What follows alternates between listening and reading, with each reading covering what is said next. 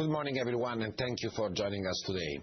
Over the next hour, we'll be presenting our full year 2025 preliminary results, as well as our 2026 strategy update. As you can see from the agenda on the screen, our CEO, Matteo Del Fante, will kick off with an overview of the main achievements to date, our strategic priorities, and key financial targets for 2026. Then our CFO, Camillo Greco, will take the floor to deep dive into the financials. After some closing remarks from our CEO, we will open the Q&A session. For any topics we won't be able to cover today, please do reach out to the Investor Relations team, and we'll be happy to follow up. With that, I think we can start, and Matteo, over to you. Good morning, everyone, and a very warm welcome to Poste Italiane 2025 preliminary results and 2026 strategy update. Today, we will be running through our record 2025 results, our 26 guidance and remuneration policy, as well as our strategic priorities going forward. 2025 has been an exceptional year for Poste Italiane. We deliver the strongest results in our history with record revenues and profitability, sustained by a solid commercial performance, strong returns from our investment portfolio, and continued cost discipline across the group. The strategic plan continues to make excellent progress, with all key initiatives fully on track, including the deployment of the new commercial service model and the logistics transformation. We have further strengthened our digital engagement and omnichannel strategy with the successful migration to the Super App, which is now the #1 Italian app with over 4 million daily active users. During the year, we consolidated our position as TIM's largest long-term shareholders, reaching a 27% stake of ordinary shares and launched several work streams to generate industrial synergies with TIM. Finally, we are proposing a full-year dividend per share of €1.25, up 16% year-on-year, for a total distribution of 1.6 billion, corresponding to a payout ratio of 73%. The balance of 85 cents per share, equivalent to 1.1 billion euro, will be paid in June 26.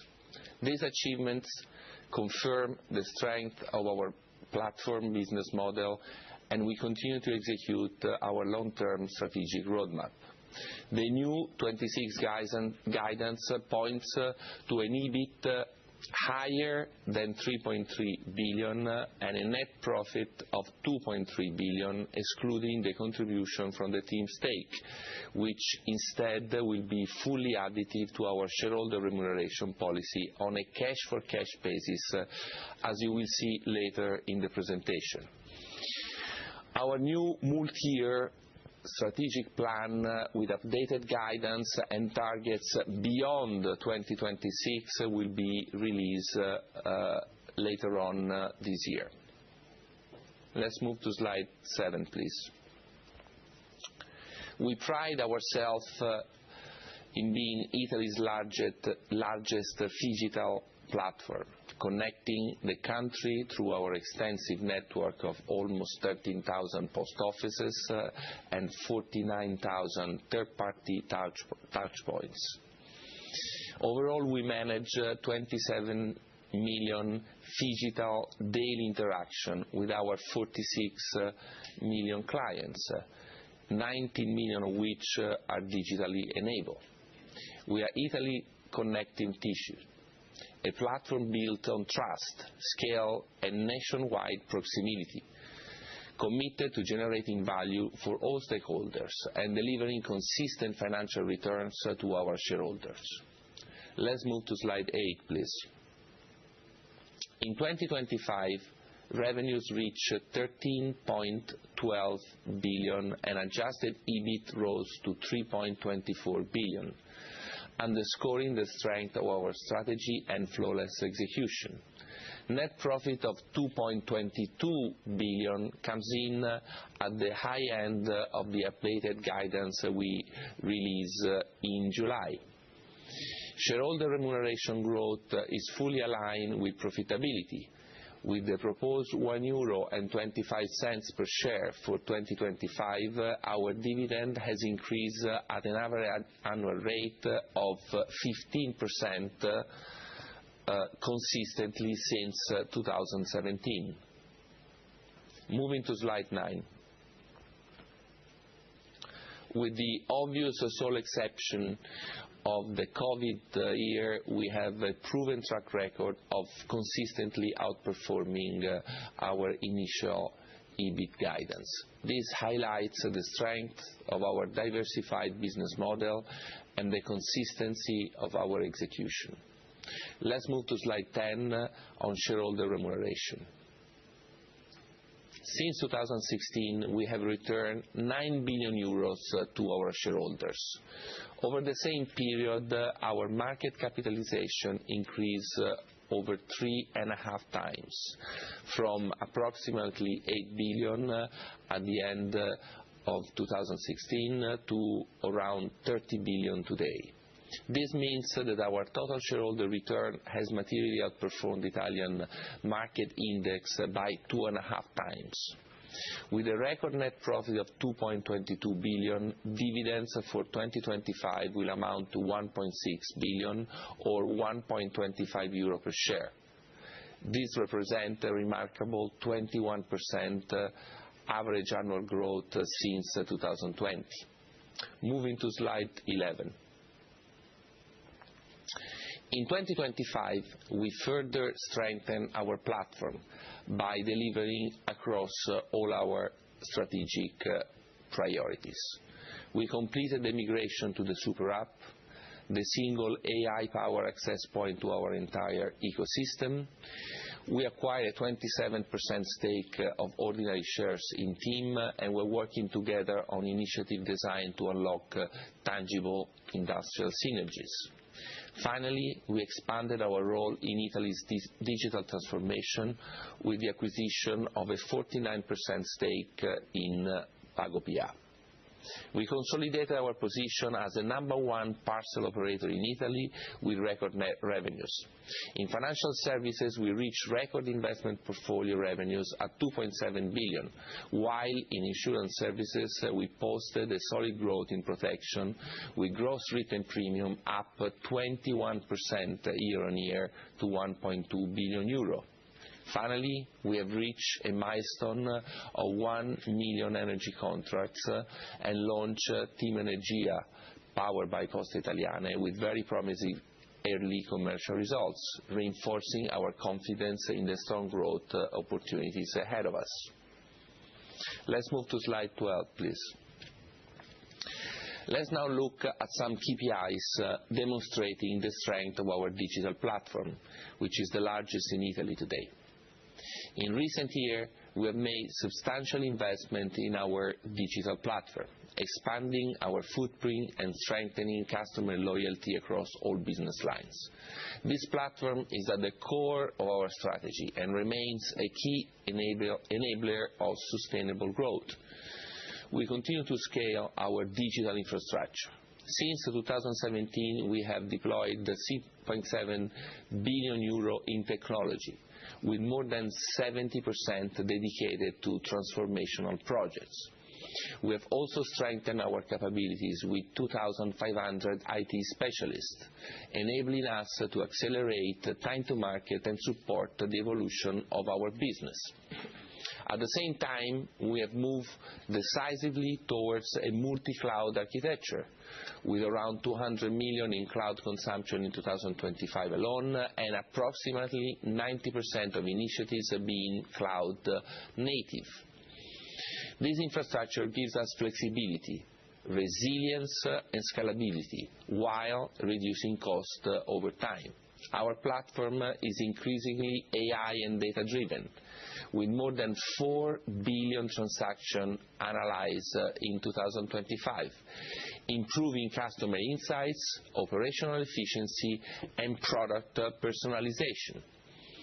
Our goal is to fully unlock the platform effect by starting with a simple premise: a satisfied digital client is, for Poste, a lifelong client.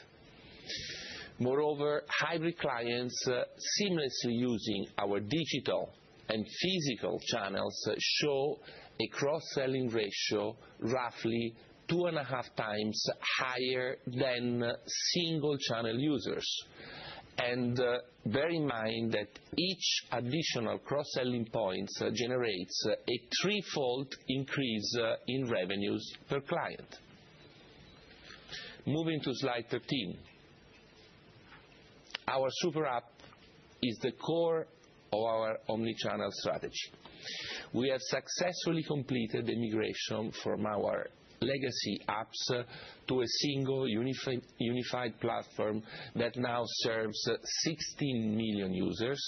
It has already become the #1 Italian app with 4.2 million daily active users, more than the combined total value of all our previous apps together. The super app is designed as an AI-driven gateway that strengthens our omni-channel capabilities, boosting digital sales while also increasing post office sales initiated through digital engagement, a dynamic we like to refer to as drive to the post office effect. In fact, in 2025, 44% of our total sales involve a digital contribution. 26% were completed through direct digital channels and 19% through the drive to post office effect. Overall, this represents a 19% increase year on year. The clear success story is in postal savings, where digitally induced inflows accounted for 45% of the total, with a 29% year-on-year increase. In 2025, hybrid or omni-channel buyers generated 35% more sales per customer than offline buyers and grew 18% compared to 2024, a clear sign of moving in the right direction. This is only the beginning of our journey, as the super app is still far from reaching its full potential. Let's move to slide 14. Sustainability continues to be a key strategic enabler of our long-term value creation. With the Polis project, we're supporting greater social and territorial cohesion while strengthening our local presence. The project is fully on track, providing public administration services through more than 4,800 offices already transformed. We have the largest eco-friendly fleet in Italy and continue to invest in energy transition projects with the goal of improving network efficiency and reducing environmental impact while generating cost savings. We are proud to have earned and maintained a solid ESG reputation, as underscored by our inclusion in leading ESG indices and ratings. Let's move to slide 15 for a closer look at our people strategy. Our people, as we always say, are the most important asset of the firm. And I would like to thank them for their continued hard work and dedication and commitment to Poste Italiane long-term success. Our workforce has consistently evolved since 2017, and 8 years, almost 9 down the road, our people, on average, are 3 years younger. And this is clearly a clear sign of the transformation we enable. And we also have today a much higher level of education, as you can see. Women are a driving force within the organization, representing 53%, more than 50% of the population, and holding 46% of middle and senior management positions. HR cost per FTE is up double-digit since 2017 and will grow more for the agreements that we have with the stakeholders, underscoring our commitment to reward our people for their exceptional contribution. As the AI era accelerates investment in training and reskilling has become essential. Our insourcing program has enabled us to reskill 2,000 employees in the past 5 years, delivering around 40 million in run rate cost savings while preserving employment levels. Finally, let me highlight that Poste Italiane has been certified as a top employer for the 7th consecutive year, and an award that recognizes excellence in HR policies, focusing on employee well-being, inclusion, training and development. Let's move now to our key strategic priorities from line 17. These are the initiatives that will be at the center of our new multi-year plan that will be released before year-end. AI will be a key growth accelerator of our strategic plan, helping us serve customers better, grow revenues, and reduce costs in a sustainable way.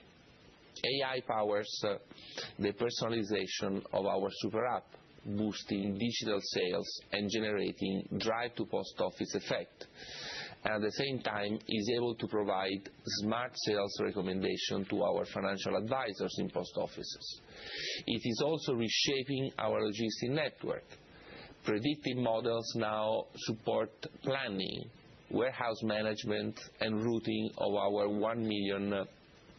over 1 million parcels every single day. This means fewer kilometers driven, faster deliveries, lower operating costs, and a tangible reduction in CO2 emission. In customer services, the implementation of AI tools has brought our cost to serve down by 30% compared to 2020, and we expect to see around 30 million additional savings on a run rate basis over the next 4 years.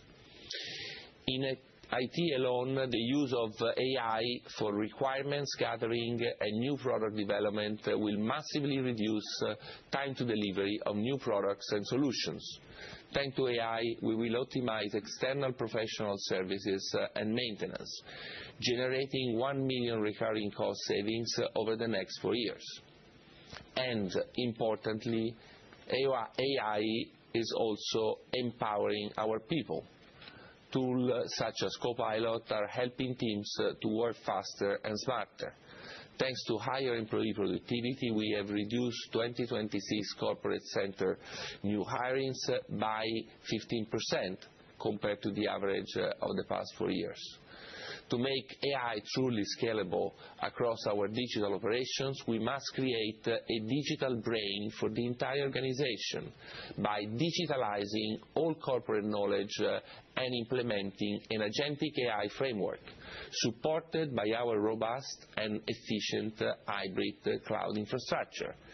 In summary, AI is elevating Poste Italiane, unlocking the new revenues opportunity, enabling smarter and more efficient operation, empowering the next chapter of our growth. Let's move to slide 18.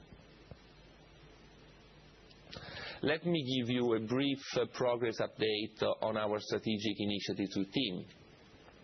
We have now launched around 10 work streams designed to unlock synergies. With these projects are work in process and we will take time to mature, the direction is very clear. The foundations are solid and early results are encouraging.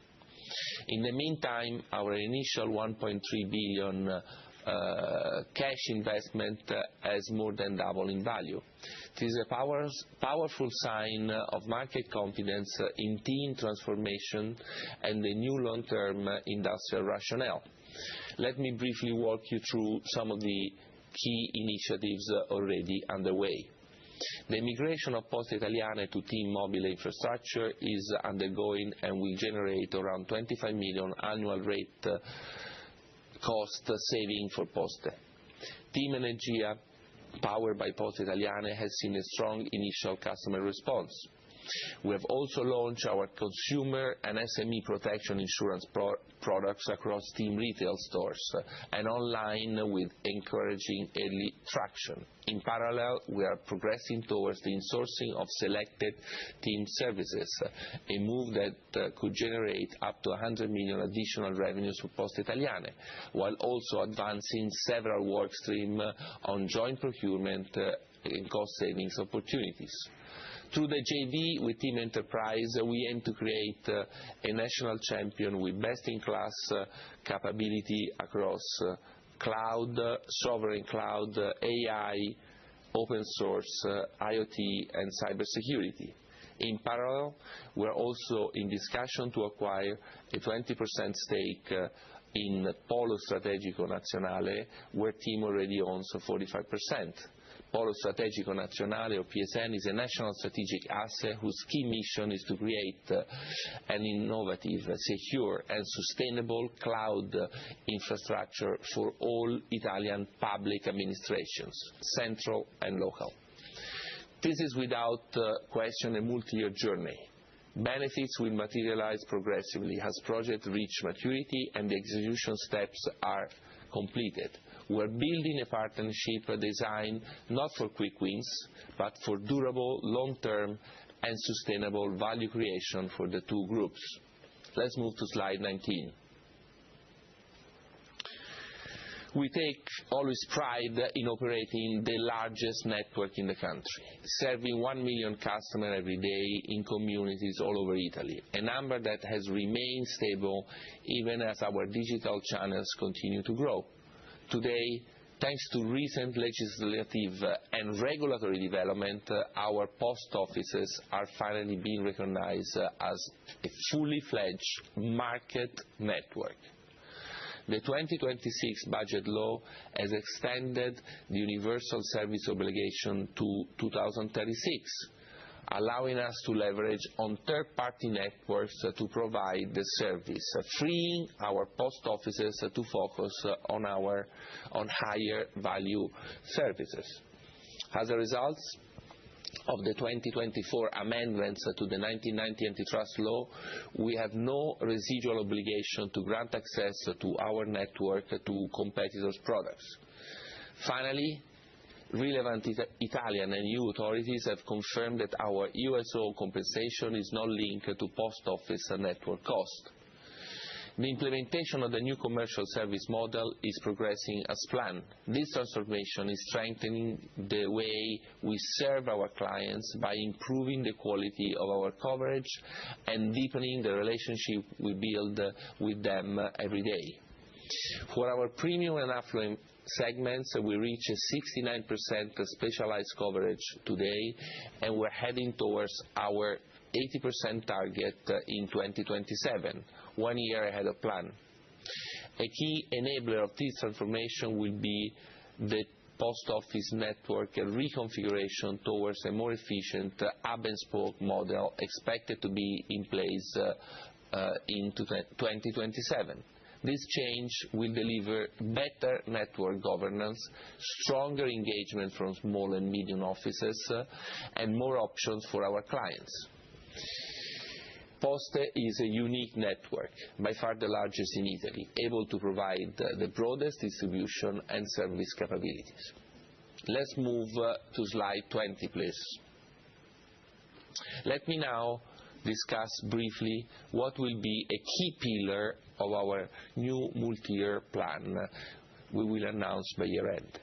We have launched a small group reorganization process to create a new financial hub, a strategic step that will further strengthen our client-centric approach and platform effect. We are bringing together our payment business with our broader financial services activities to unlock cross-selling opportunities, harnessing growth and potential of PostePay clients. Over the past decade, the number of PostePay cards has grown at an impressive 7% compound annual rate, with IBAN back PostePay evolution cards reaching 11 million at the end of last year. This reorganization will be a key step towards maximizing and extracting the value of our client base, enhancing cross-selling by better addressing our clients' everyday and long-term needs. The new setup will ensure stronger network engagement on our key strategic priorities and significantly improve time to market. Capital optimization will generate additional revenues for the group already in the short term. This integration is also a driver of efficiency. By streamlining group functions and capturing scale and scope advantages, we expect to deliver cost synergies, effectively redeploying 25% of current Poste Pay and Banco Poste merging employees to support anticipated growth of the overall group. The reorganization is expected to be completed by the beginning of 2027, subject to regulatory approval from Bank of Italy. More to come on this with our new plan. Please stay tuned. Let's move to slide 22. Let's briefly look at the key drivers of our 2026 guidance by business unit, starting from Mail and Parcel. In Mail, we will continue to use repricing to mitigate the volume decline. Going forward, the new USO service will enable efficiencies thanks to more relaxed level of service requirements, such as the elimination of the J+1 deliveries. Through our participation in PagoPA, we will ensure a seamless integration of physical and digital public administration notifications. Moving to Parcel, we will reinforce our leadership, leveraging our unique asset, such as the unmatched PUDO network and long-standing customer relationships. The internal courier network will be 80% completed in 2026, generating efficiencies and operating leverage through parcel insourcing expected to reach 50%. Let's move to Financial Services on slide 23. In Financial Services, the focus will be on increasing net inflows of customer assets and cross-selling. From a product perspective, we will continue to introduce a new solution to attract additional liquidity across savings and investment products and add a market-leading player as a new partner for salary-backed loans. Our financial advisors will be empowered by AI-driven front-end tools that provide smart sales suggestions, guiding them towards the next best action for each client. They will also leverage a super powerful drive to post office effect to enhance client engagement and conversion.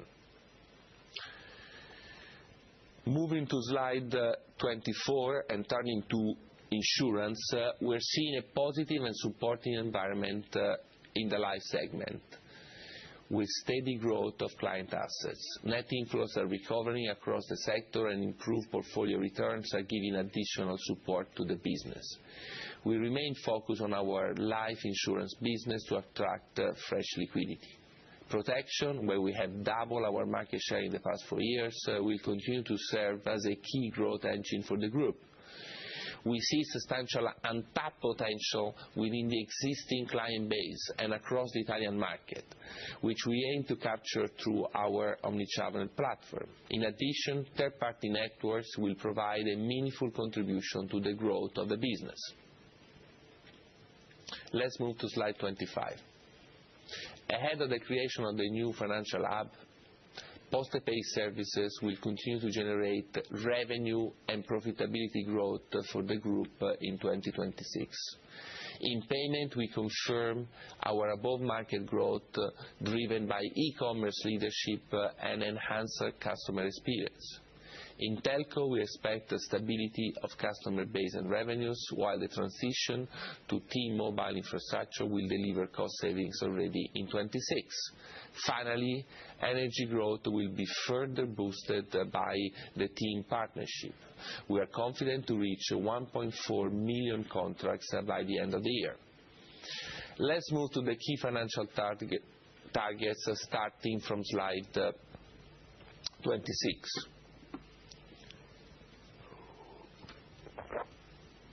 We expect organic revenues to continue to grow steadily, reaching 13.5 billion in 26, with a positive contribution from all segments and increasing exposure to growing businesses. The growth trajectory will continue into 26, with an adjusted guidance of more than 3.3 billion and net profit excluding equity accounting of the team stake at 2.3 billion. We will update this guidance and provide visibility beyond 26 in our multi-year strategic plan before year-end. We are further reinforcing our dividend policy, committing to a payout greater than 70% applied to the net profit excluding the team stake, to which we will add the dividends received from team on a cash-for-cash basis. We expect to receive approximately 100 million in cash dividends from team in 27, in addition to stake accretion from the recently announced team share buyback of up to 400 million. With Poste Italiane as the largest long-term strategic shareholder, team governance has been stabilized, unlocking long-term strategic priorities and paving the way for future earnings and shareholder remuneration growth in the firm. Let's move to slide 27. Let's look at what underpins our full confidence in the reinforced dividend policy. It is backed by a diversified dividend stream from our subsidiaries, with a solid coverage ratio of around 1.7 times in 25 and 26. The group cash generation remains strong, with the net financial position improving on an underlying basis, factoring in competitive shareholder remuneration and continued investment in business growth. At the end of 26, Poste Vita Solvency II will land at a solid 290% Solvency II ratio on a pro forma expected basis, and this includes the 500 million additional remittance to be accrued in 2026. Our leverage remains low, with around 4 billion of untapped debt capacity and growing EBIT. Finally, distributable reserves at the parent company level projected around 4.4 billion by the end of 26, a 1 billion improvement from 3.4 billion level at the end of 25. And thank you now, and over to Camillo for a deep dive into the financials. Thank you, Matteo, and good morning, everyone. I too am pleased to report that Poste Italiane delivered an excellent set of results in both the fourth quarter and full year 2025. These were the strongest Q4 and full year results ever reported by the group in terms of revenues, EBIT and net profit. Focusing on the full year revenues came at 13.1 billion, up 4% year-on-year. Adjusted EBIT at 3.2 billion, net profit at 2.2 billion, both up 10%. In Q4, we posted record group revenues of 3.5 billion, up 4% year-on-year. Adjusted EBIT reached 729 million, while net profit increased to 447 million, both up 7%. On slide 30, you can see how our profitability growth continues to be supported by sound top-line progression and cost discipline. Looking ahead, we are guiding for 2026 revenues to reach 13.5 billion, with adjusted EBIT higher than 3.3 billion, and net profit, excluding the impact of the team stake, up to 2.3 billion. Our healthy profitability, visibility on cash flows and capital generation give us the confidence to commit to a payout ratio for 2026 higher than 70%, while going forward we see upside from team dividends. In the next slides, we'll look at 2026 guidance for all our businesses. In 2025, mail parcel and distribution revenues are up 3% to 3.95 billion, with parcel delivering a strong growth across all customer segments. Mail revenues were in line with guidance and supported by favorable business mix and repricing measures. We expect these trends to continue to 2026. Mail revenues will be supported by repricing actions, partially offsetting structural volume decline. Parcel and logistics revenues are poised to reach mail revenue in 2026, driven by sustained parcel growth across all customer segments and contract and healthcare logistics revenues up more than 20% year-on-year. Overall, we are looking at 4.1 billion external revenues for 2026, while EBIT is expected to be at around 0.1 billion. In financial services, revenues grew 4% to 6.7 billion in 2025, mostly on the back of strong investment portfolio revenues, up 4% to 2.7 billion. For 2026, we expect a top line at around 6.8 billion, with investment portfolio revenues remaining resilient in a normalized interest rate environment. Our active portfolio management component is already secured for the whole year, and the gross unrealized capital gains, currently amounting to over 2.5 billion, give us ample flexibility to achieve our targets. Postal saving fees will remain stable, benefiting from a renewed product offering and strong commercial focus. Our consumer loans business will continue to be supported by the strength of our multi-year partnership model. Finally, higher assets under management will drive higher fees. We have a strong visibility on 2026 investment portfolio revenues and absolute confidence in achieving at least the same revenues as 2025, only with a marginally higher active portfolio management component, which has already been secured.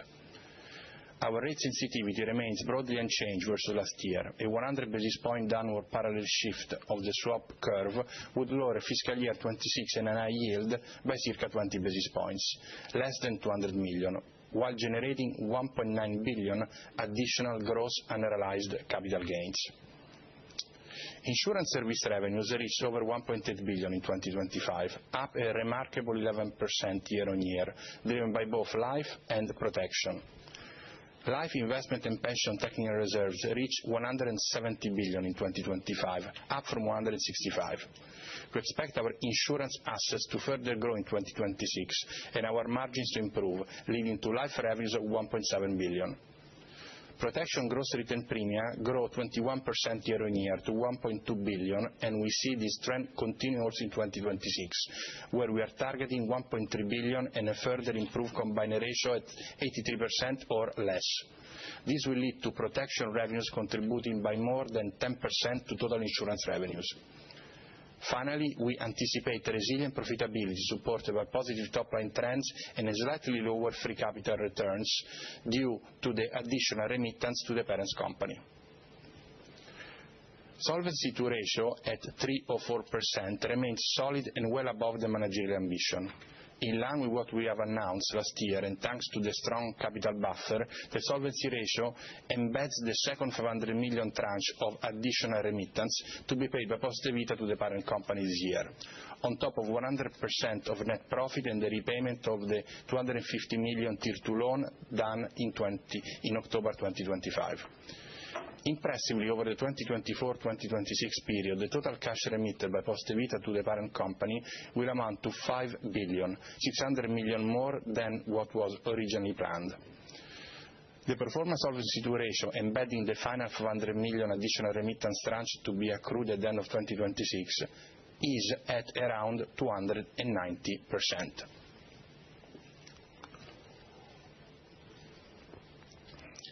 2025 saw a 5% revenue growth for PostePay services, up to 1.7 billion, with strong adjusted EBIT up 11%.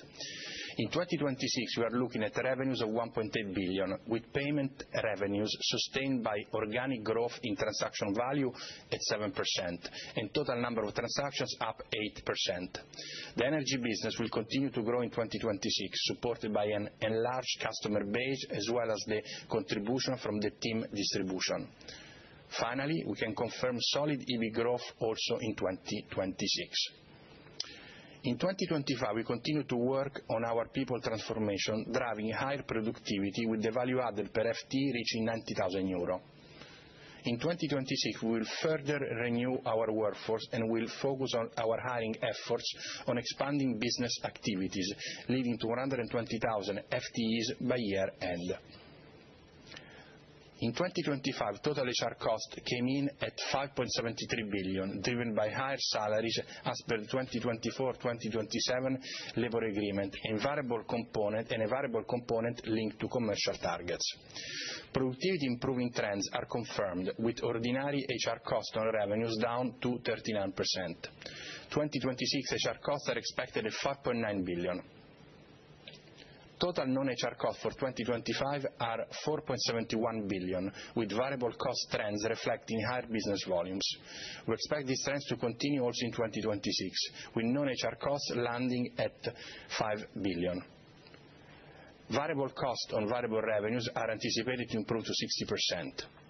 Let me remark that over the 2024-2026 period, we have achieved 900 million of cumulated cost savings, thanks to around 50 different cost reduction initiatives across insourcing, cloud optimization, process automation, energy efficiency, and contracts renegotiation. As always, our focus on cost discipline remains razor sharp, and protecting our bottom line remains a top priority for the group. At the same time, we continue to increase our capital expenditure in key areas of development to support the business transformation. In 2026, we expect 1.1 billion capex excluding Polis, with the lion's share of investments in the hybrid cloud transformation and IT platform coupled with the logistics evolution. All the above investments are at budget and subject to approval of the investment committee, which has a specific return threshold for each project. That's all from me. Over to Matteo for some closing remarks. Thank you, Camillo, and thank you all again for joining us today. Our strategic execution is accelerating and momentum continues to build. We deliver record results again in 2025 with adjusted EBIT of 3.2 billion and net profit of 2.2 at the upper end of our upgraded guidance. Performance was strong across all businesses, driven by solid commercial progress, disciplined cost management, and healthy investment returns. On the back of these results, we're proposing a full year 2025 dividend per share of 1.25 up 16% year-on-year and corresponding to a 73% payout ratio. This is a clear confirmation of our commitment to delivering sustainable and attractive shareholder return. The 0.85 per share balance will be paid in June this year.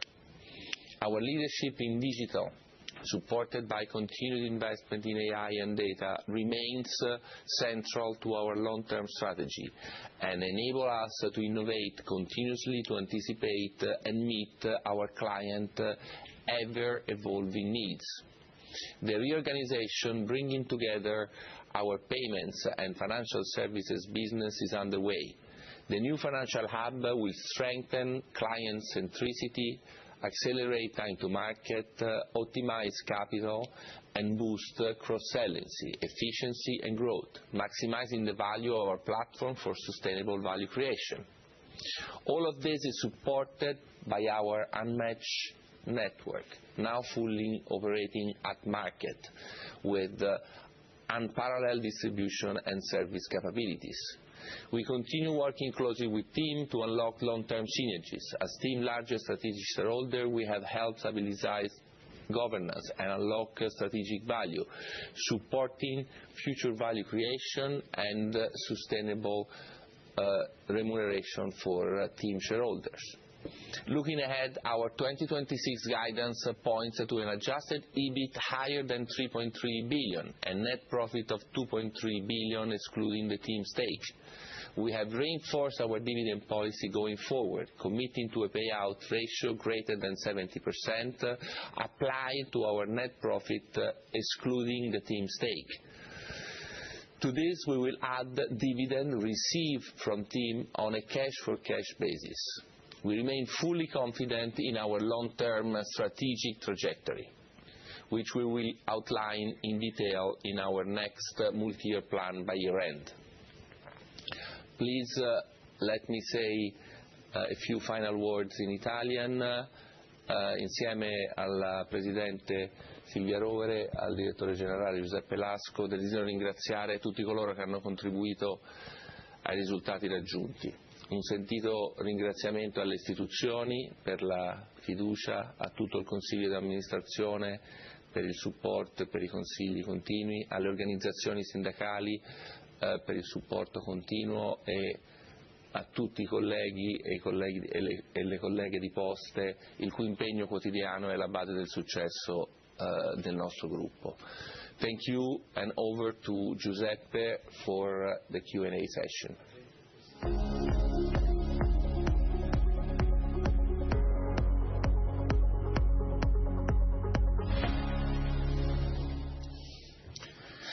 Thank you, Matteo. We'll take your questions now.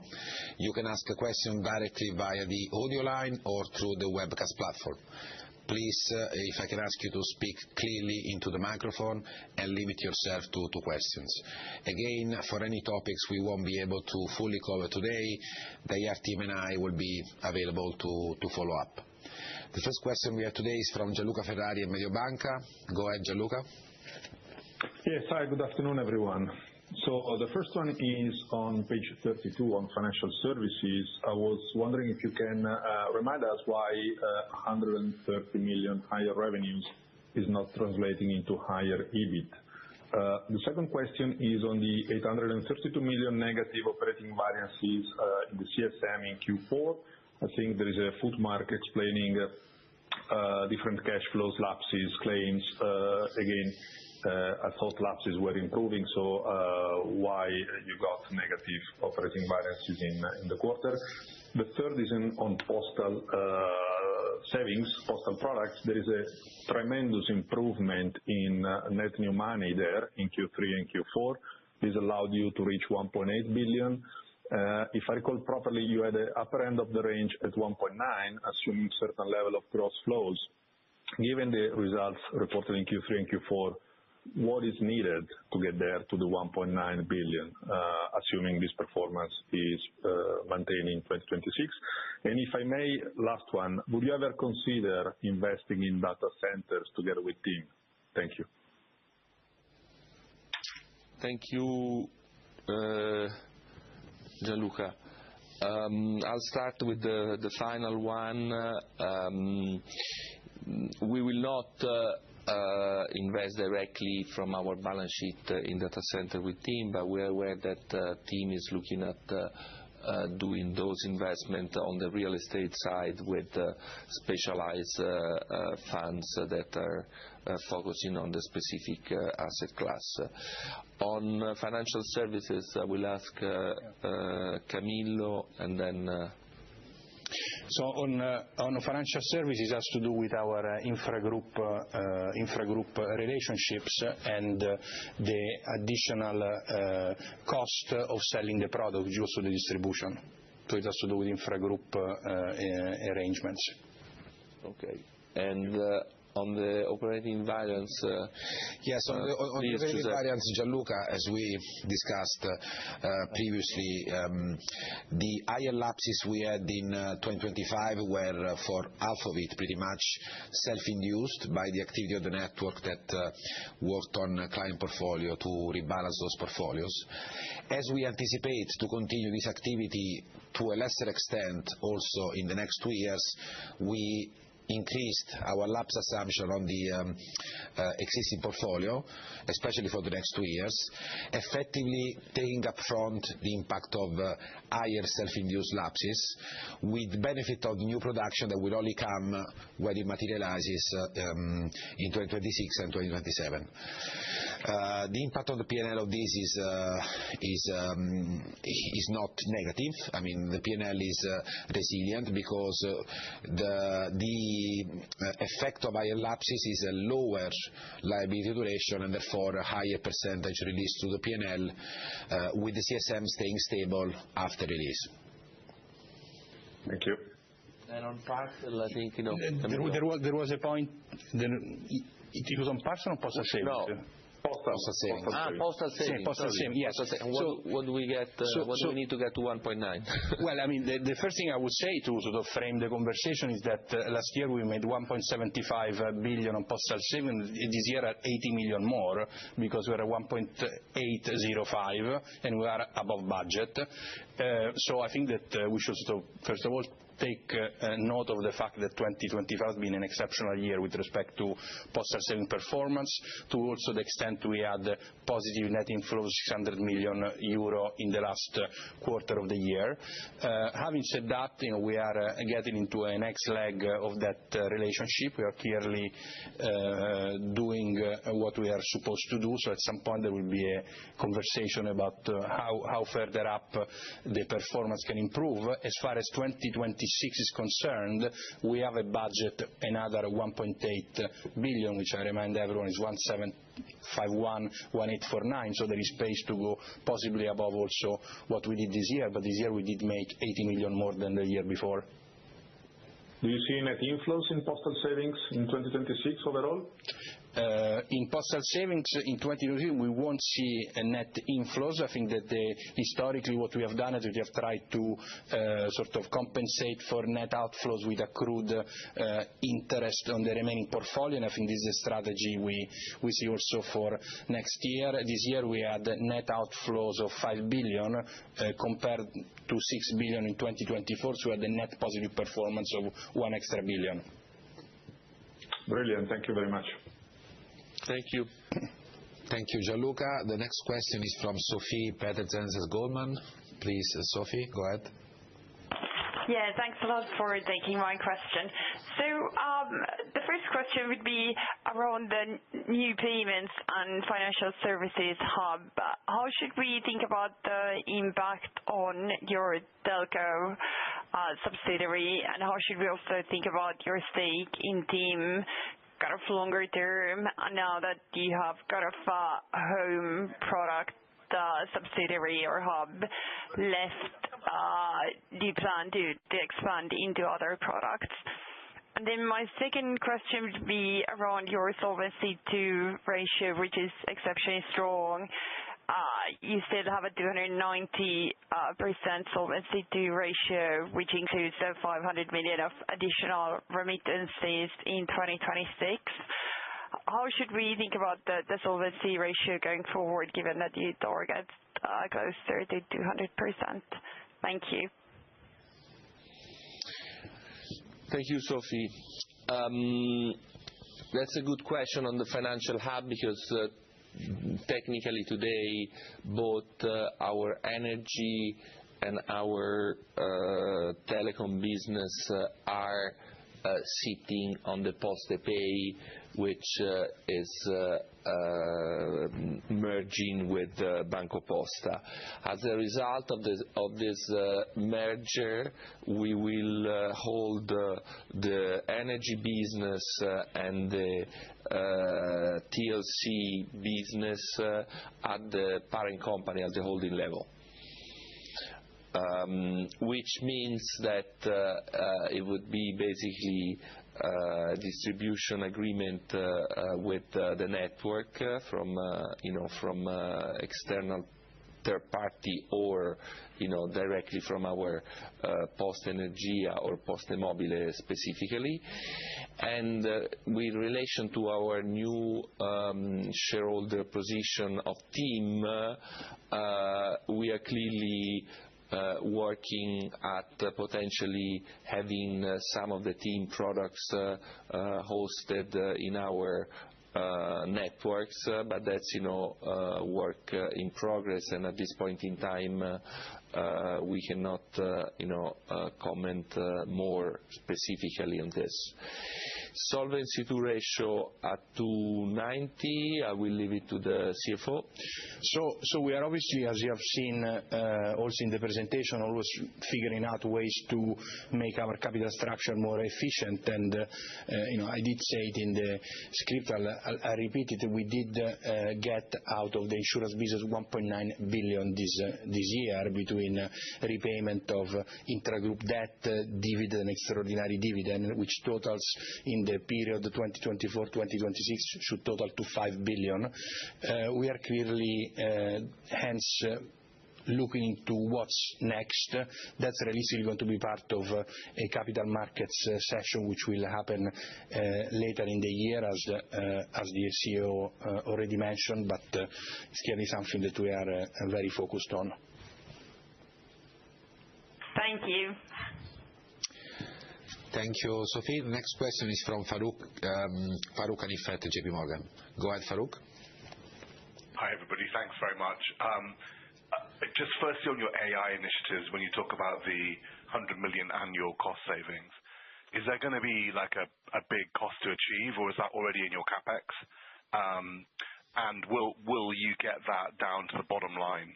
So should we expect EBIT to benefit by some proportion of the 100 million? My second question is on the TIM benefits.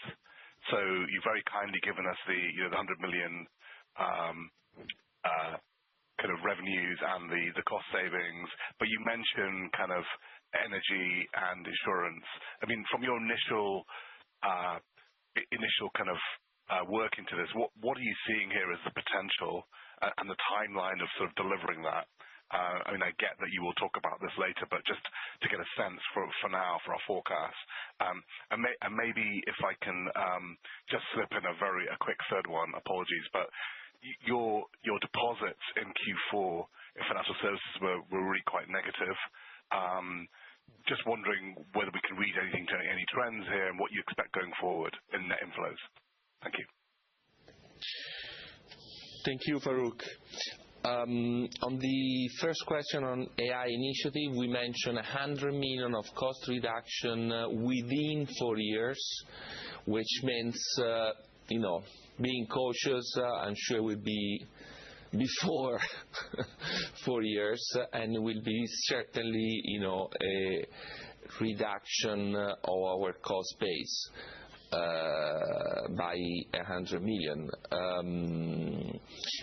If you look at page 17, we mention specifically AI for new product development and requirements gathering. Is a product we call Storyteller that will save us a lot of money and a lot of time in the multi-thousand product that we generate for internal purposes from our IT department. So I think that's a cautious estimate both in terms of time and impact on our cost base, which, Farooq, doesn't mean that we'll have 100 million better EBIT because maybe we'll reinvest it again in transforming our company. But on the current cost basis, we will have that saving.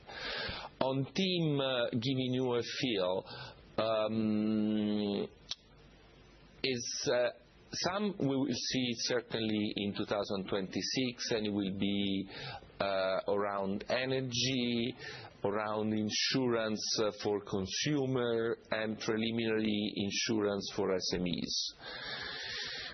I believe that will take more time to see the full impact of getting the two networks together. But historically, TIM is the SME and public administration and the corporate commercial company of choice in Italy, the same way Poste is the commercial company of choice on the consumer. So you're talking, historically, the two best commercial platforms across client bases. You're talking at this point of a lot of products that are in-house within, the, call it, Poste/TIM framework. So the exercise now is to get this broader platform at work, and that's why we're spending a lot of time on industrial, and these are more revenues work stream that we're working on, but there is also a lot of cost savings that will come down the road, and some of the 10 work stream mentioned in the presentation are also focusing on cost savings.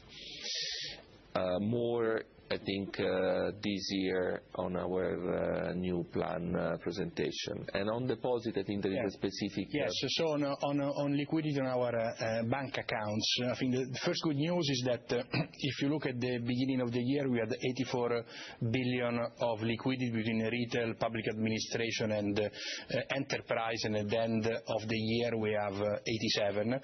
The liquidity, which is the stickiest of all, which is the one of the retail deposits, has gone up. We had a specific PA account which has taken away some liquidity at year end. That's typically the part of the liquidity in which we earn less because it's more volatile throughout the year, but we have ended up the year actually above where we plan to be in terms of budget, and we see no trend that could affect the trajectory at this point. And already beginning of 2026, in the first few weeks, we have seen a significant reversal. So there is some seasonality related to public administration deposits. Very, very kind. Thank you so much. Thank you. Thank you, Farouk. Next question is from Antonio Gianfrancesco at Intermonte.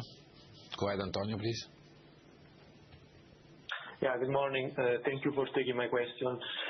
Two from my side, please. First one is on dividend policy, because the dividend policy was supported by additional remittance from Poste Vita in the period 24-26. So growth has been very strong, but looking beyond 2026, can we consider the year-on-year growth seen over the last 4 years to be a valid indication also for the future? And in this sense, what should be considered as the drivers that could replace the current additional remittance of 500 per year from insurance division? And second one is on payment slips, because we have seen recently that the National Social Security System has stopped sending payment slips for domestic workers, so accelerating the transition to fully digital payments. So taking into account these, how should we view the structural decline in revenues from payment slip in general? Do you expect this decline to be accelerated in the future? Thank you. Okay, thank you for your question, Antonio. The dividend policy is totally independent from the remittances. So we pay the 73% this year of our net profit. That page 27 showing our coverage ratio is only reassuring investors that there is ample scope to support from a cash standpoint, because we're showing that both in 25 and we expect in 26 the underlying cash generation by the company is positive in the range of 600 to 700 million. 2, on a capital strength, because of the level of capitalization of Solvency II of Poste Vita. On a leverage, lack of leverage basis, because we have around 4 billion of untapped debt capacity. And finally, as the CFO mentioned on page 27, we also have 4.4 distributable reserves. So we have the cash, we have the profit, we have the distributable reserves, we can pay the dividend no matter what we will have as an extraordinary dividend from Poste Vita. The second question on payments, I leave it to the... Yes. So with regards to payments, it is fair to say that this year we recorded a 3% top-line growth compared to a healthier level in the past.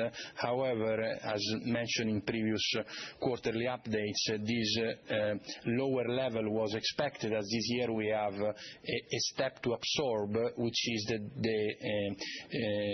equivalence between the cost of an instant payment with a normal payment. And our assessment is that within the P&L of payments, this change of law, which has affected the entire market, had a cost in the neighborhood of 30 million euro. If we look at only card payments, so excluding instant payments, which are part of the subset of payments, that growth for the year was actually at 6%. In other words, if you take away instant payments, the growth of the division was at 6%, which is a level more consistent with the past. If we go forward and we see what we are expecting for 2026, what you will see, Antonio, is that we put it in the slides which are commented by the CEO, which is that we expect transaction value in euro terms to increase 5%, 26 versus 25, and as far as Poste Pay, we expect to continue to outperform the market with an increase of 8% of overall transactions in numbers and 7% in euro terms, which will translate in, for the first time of the group, exceeding 100 billion of transaction on our cards vis-à-vis the around 95 of this year. So we are positive on the division going forward, and this is on a standalone basis without taking into account the possible additional opportunities identified with the aggregation with financial services.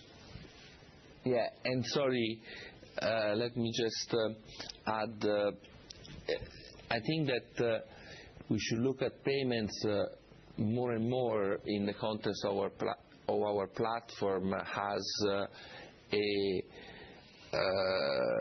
tool to increase our cross-selling. So we today gave the 19.4 million digital clients, of which 60 million are super app clients, okay?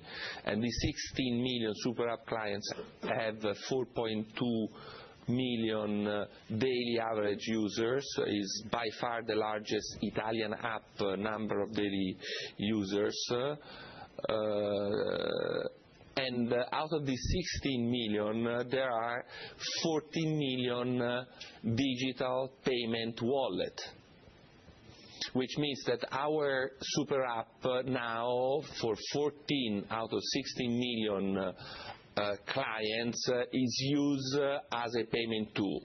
So now that the client is inside the firm, has a payment client, the game becomes in selling other products.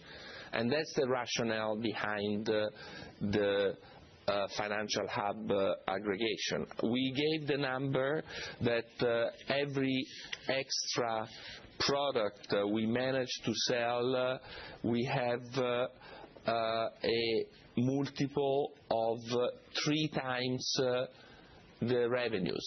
So if I go from 1.5 cross-selling index to a 2.5 cross-selling index because I've sold 1 extra product to a client, the value of that 1 extra point is 3 times the value of the previous client before the additional point. And that's the game today. The game is cross-selling, upselling within the platform, across products, across channels. Very clear. Thank you. And if I can, just a brief follow-up on slide 19 on the USO and the USO compensation, because it is no longer linked to the cost of postal network, postal offices. So how structurally transformative is this change for your distribution model? I mean, should we view it primarily as a potential lever for cost efficiency with, for example, a more selective network positioning? No, I think it's more, first of all, we are a company which is owned 65% by the state that has a universal service obligation related to mail, and had 13,000 offices that were somehow related to the universal service obligation. So we always use the network as a market network for all the products we already distribute, but there was a thin legal link to a public domain of the network. What is very important is that from now that network is purely a market network. So, honestly, as a shareholder, obviously, given the value of this network, I should assign a lot of value to the fact that today it is a fully fledged market network, which doesn't mean that we will change our strategy. We remain present in all small offices and small cities. We push ahead with our Polis project. We will have just our hands free to do it in the most easy way with this concept of drive to the post office, and I think it was very remarkable. We didn't mention it today. The fact that in 2025 the traffic, the number of people that enter post offices in 2025 is stable versus 24. And in a world that is becoming more and more digital, and in the previous years this was a negative 2, 3, 4%. So we stabilize, we have more people, and those people, as we have shown in my presentation, are coming to the post office thanks also to the warming up, we call it, done by the digital contacts that we do for our clients by our call centers, and you will see in the presentation we will deliver this year increasingly by the third-party network, the 49,000 third-party network that will also support our drive to post office targets. Okay. Thank you. Thank you, Antonio. Let's move to the next question from Daniel Wilson at Morgan Stanley. Go ahead, Daniel. Hi, morning, guys. Thank you very much for taking my questions. Some broader ones today. So on the EBIT guidance for 2026 to greater than 3.3 billion, I'm just wondering, what are the main levers in your head when thinking about whether EBIT could land at 3.3, 3.4, etc.? What are the main levers you think could move up within that range? Beyond that as well, slightly related, Poste has had an expanding EBIT margin as a staple of its business for the past several years. It feels like that might be slowing down a little bit over the next year or two. I wanted to know how you see the EBIT margin expansion evolving beyond the next year, over the next 2-3 years or so, and what are the key levers in that? And then kind of finally, it's kind of been asked in different ways today, but if we look back to regarding Poste Vita and the solvency ratio there, if we look back to 2023 or end of 2023 when you announced this 500 million additional remittance, we're kind of back at the same solvency ratio we were when you announced that policy. So I'm wondering, to what extent do you think that policy can be extended from here? As in, could you continue doing additional remittances from Poste Vita for longer than you'd previously stated? Okay, I will start with this last question and then let the EBIT upside space to the CFO. I think it's a very simple logic we are applying to all the companies in the group. But they need to have the more than ample capital to run their business, but not more than that. It's as simple as that. So when we see that there is a space as we saw in 2023, we will intervene, and this applies to all the companies in the group. In terms of the operating margin, to be entirely honest, Daniel, it might be at the percentage level if you're talking, but what we're trying to do is to grow, the euro EBIT margin and keep the pace we had in the last few years. Whether this will keep coming from a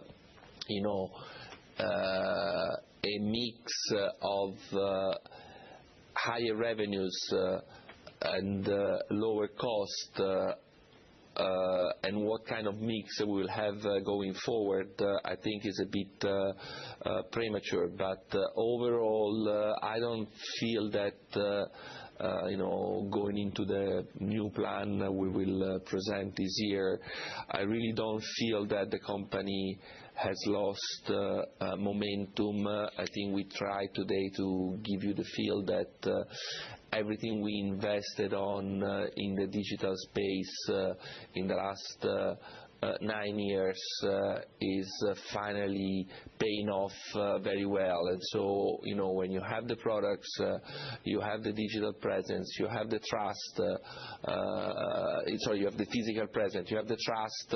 If you are blending this with a strong digital evolution and transformation of your relationship with clients, I think you have today with what is happening in technology and the tools we are starting to use to manage the space, I think there is a lot of upside. Can I go ahead? So elaborate on what the CEO just said, David. We could talk for hours about top line growth, but I think that the key single element that I would point to in terms of incrementally positive performance for the group is the ability to continue to cross-sell, and that's why we refer to this index that one cross-selling point equates to 3x revenues per client. If that materializes also in a small part in 2026, that will have a pent-up effect throughout the P&L of the group. So that is on revenues, but CEO is more equipped to talk about that. As far as costs instead are concerned, which I certainly do manage with care, we do believe that we have put forward as an example in our fixed costs some impact of inflation. I'm referring to slide 39 of the presentation. We have the non-HR cost overall. They are going to around 5 billion. We don't say exactly what's that number, but we have the part in blue that is grown by 110 million, and then we have also variable costs which are related to business which are also growing. We certainly want to be more efficient there on both sets of costs, i.e. driving more our machine in a more efficient way. And if you look at HR costs, there too we have an important step upwards, which has to do with the new leg of the 2024-2027 contract came into place, but there too we have some margin for maneuver in terms of how we manage mainly new individuals joining the firm. What you can see on slide 37 that we plan to hire 5,000 new FTEs throughout the year. Obviously, depending on our performance, we might accelerate or not that number. So we have at least two macro categories of layers on the cost side which we can activate to ensure that we get where we want to be at the minimum. Thank you very much. Okay, thank you, Daniel. Next question is from Elena Perini at Banca IMI. Go ahead, Elena. Yes, thank you for taking my questions. The first one is about your contractual service margin release, which was above my expectations. What can we expect for next year and going forward? Should the trend be maintained or could revert in the future? Then the second question is about some press articles coming out in the first part of the year about EFI on the speed. Can you elaborate a bit on the potential contribution coming from such an initiative? Thank you. Okay, thank you, Elena. I will let Giuseppe answer the first question, and then I will pass it on to Camillo for speed. Please, Giuseppe. Yes, sure. Elena, the reason why the percentage of the CSM released to the P&L has gone up is what we were discussing earlier, i.e. the revised assumption on lapse rates. So if you assume higher lapses on your existing portfolio, the duration of the liabilities of your portfolio goes down, and therefore you release more through your P&L every year. But as I said earlier, the other side of the coin is higher new production related to these lapses, and therefore a stable CSM as a result. Now, for 2026, we expect our numbers, our budget includes a coverage unit that is pretty much in line with what we reported in 2025. And going forward, it will depend on how we're going to revise the lapse assumption at the end of next year, but it's too early to say.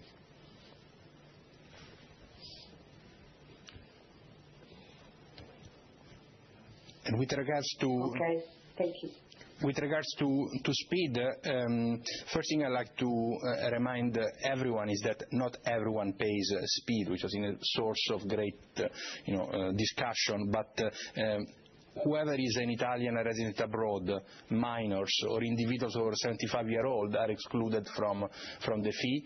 The fee materializes upon a year passing from the existing contract, so it doesn't run from the 1st of January, but depending on when in 2026 your contract expires, then you will be asked to pay a fee provided you want to renew the service. This, in other words, means that for 2026 we do expect a contribution from speed of around 25 million euro, which should double up at EBIT level in 2027, as at that point the impact will be for 12 months. Okay, thank you very much. Just a follow-up, if I may, on the insurance business. As regards the protection, it seems that your production for this year was, especially in some segments, more concentrated in the first part of the year. Can we expect it to be the same for next year, or is something going to change? Thank you. Please, Emilio. Elena,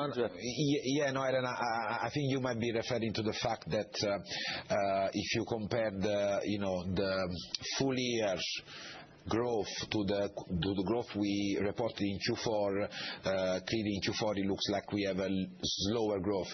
The reason for that is seasonality in some areas of our protection business. For example, the collective policies, the collective corporate policies. Last year, Poste Sicura booked an important contract in Q4, and therefore, you have a higher Q4 base.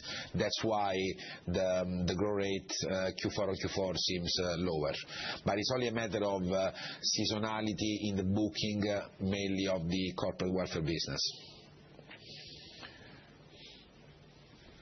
Okay, thank you. Okay.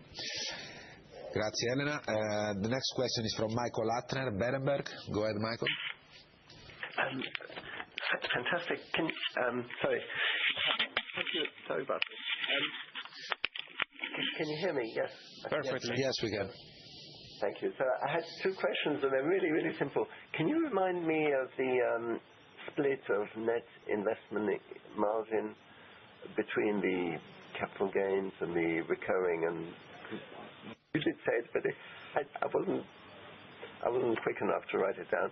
And then the other thing is, I noticed the parcel volume growth accelerated in Q4 a little bit, what I'd hoped. But can you give us a little bit more of a feel for how far we are in the growth trajectory of this business, where you've invested a huge amount? Thank you. Please. Yes.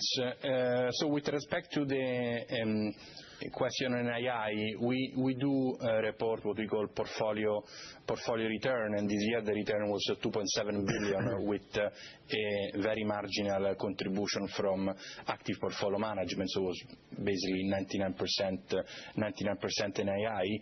As we expect next year the net yield on the portfolio to go down by 10 basis points from 3 to 2.9, we do expect a marginally higher contribution from active portfolio management, which we have estimated at 0.2. And the amount that we quote has already been secured as we speak today, as we have completed forward sales on bonds. With respect to the second question, which is what to expect going forward on parcel, we continue to be very optimistic with that business, and to the extent that we think that next year the amount of revenues generated in mail is going to be equivalent to the one in parcel, which is expected to continue to grow, and specifically we do assume that the overall parcel division should grow around 10% year on year in revenue terms. Fantastic. And may I just ask a little question? Yeah. I didn't understand. You invested 20% alongside Tim in something. What was it? It was a business which is the strategic business. Yes, il polo strategico finanziario. It's nazionale. Yes, Michael. This was a Next Generation EU initiative from the European Commission. Basically, is a company that is in charge of signing contracts with public administration, both central public administration or local public administration, to support their digital transformation. The key shareholder of this company is TIM, And this company, the moment that they sign the contract with, let's say, the Ministry of Health, just to make one simple example, the company has no technical capabilities, is a sort of a quasi-shell company, turns to TIM and say, please allow the Ministry of Health to move from on-prem data center to cloud data centers. And given one of the shareholders is a financial shareholder, is Cassa Depositi e Prestiti, which is our shareholder, we are going to buy the stake from Cassa Depositi e Prestiti. Is the capital is a few million units euros, so it's a small investment, but that would help us support TIM in the ongoing process of moving the Italian public administration into cloud. The third shareholder of this company, which is focusing on mainly in cybersecurity aspect of the process, is Leonardo.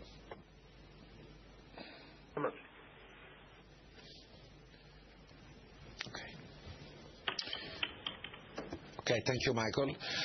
We now have a few questions from our webcast platform. The first question I'm going to read is from Can Benning at Citi. Can is asking, given the fact that we reached 1 million clients in energy, what's the trajectory we see going forward in terms of customer growth? And secondly, he's asking, how do we measure the super app contribution to cross-selling? I think we already discussed, but maybe you want to clarify. Okay.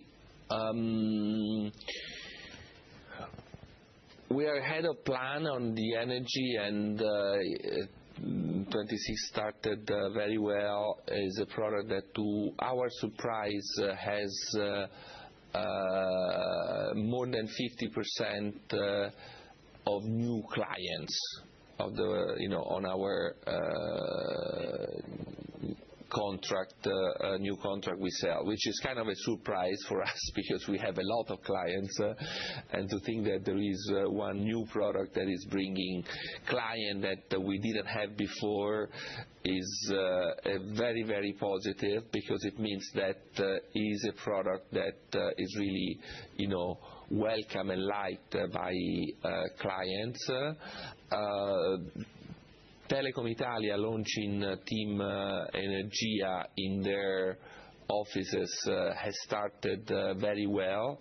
The product has been really appreciated by their network, and volumes are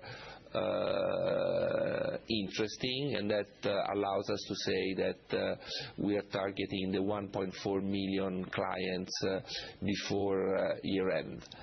The second question was how do we measure the super app contribution to increase cross-selling? If you go to page 13, we have on the top right hand side of the chart, you have this hybrid or platform buyers percentages. Let me explain how we measure it to answer your question, Ken. Basically, if you try to measure the value of the super app contribution on all clients, you are, in our opinion, not getting the right picture, because you need to focus on clients that have actually bought a product. So we measure all the clients that bought products from Poste in 2025. And then we said, let's do two different groups. The one that have only bought it through a offline, purely physical experience is group one, and the second group is the one that either bought it digital or it was a drive to post office situation. So they had a warm-up online, and then they went to the post office. So you have two groups within the buyers of products. And then you look at the numbers and you see that the ratio of cross-selling of the digital clients to the offline clients is 35% higher. So it's 1.35, which means that we're selling 35% more products to the digital clients than to the physical one. That 35%, if you stay on the previous page, tells you that I'm increasing significantly my revenues because every point is 3 times extra revenues. The second thing we measured, that 18% again in page 13 upper right-hand side, is those clients that have both digital or have been warm up digital, how much do they grow year on year? And they grew 13%, which means that the one that are only physical decrease by a different percentage. But if the total amount of clients that are coming to our offices is stable, but the one that digital are increasing and the one that are only physical they are decreasing, it means that we are in the right direction for educating our clients in leveraging on the super app. That's a clear message that is coming through this analysis. Okay. So the next question from the webcast platform that I will read is from Paola Sabbione, Barclays. Paola is asking if we see any meaningful competition from Revolut. And the second question she's asking is whether we believe that AI will over time help us reduce variable costs in the parcel business. Well, I can start with this one. I don't think so. I don't think so significantly. On the first question, and thank you for your question, Paola, of Revolut, certainly yes. They reach a significant amount of clients in Italy. They are, gaining market share, and so yes, we see them, no doubt. Okay. We're also learning from them. The next question we have from the online platform is again Farouk from JP Morgan, who wants to ask a follow-up question. Farouk is asking, given that we have done a lot of M&A and clearly have financial flexibility, what part is gonna M&A play in our new strategy, the next leg of our story? I don't want to create expectations, our style, but certainly we are in a very strong capital position and cash generating position, and overall relatively cautious dividend policy position. So we certainly have munitions to grow inorganically. I think that the area where we should focus and we will focus is the logistic space. The reality is that in the last 9 years we managed not only to become a player of the logistic arena in Italy, and Farouk, you remember in the data of 9 years ago, we were number 6 in Italy. there was at the time it was BRT, the top market share. There was DHL, there was UPS, there was FedEx, and there was GLS, and then there was Poste with DA. So we were number 6. Today in the ranking we are number 1 out of the 6.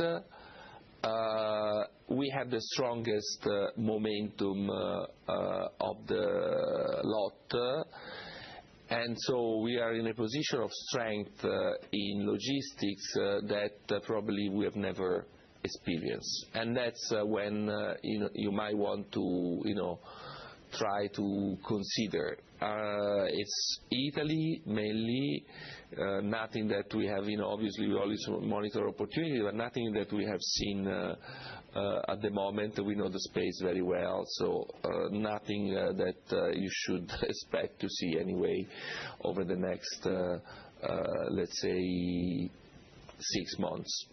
Nothing in the cards. Okay, we have one last question from Vincenzo Montili at Basel Capital. Vincenzo is asking if the creation of the new financial hub will also generate capital optimization, for financial services. Camillo, please. Yes, it will. We are assessing as we speak what's going to be the exact level, and that's something we will disclose with the market in the capital markets. That is something which will benefit the P&L as of 2027. Okay, we have no further questions, so thank you very much for joining us today. Thank you, everybody. Thank you for your time and your attention to Poste.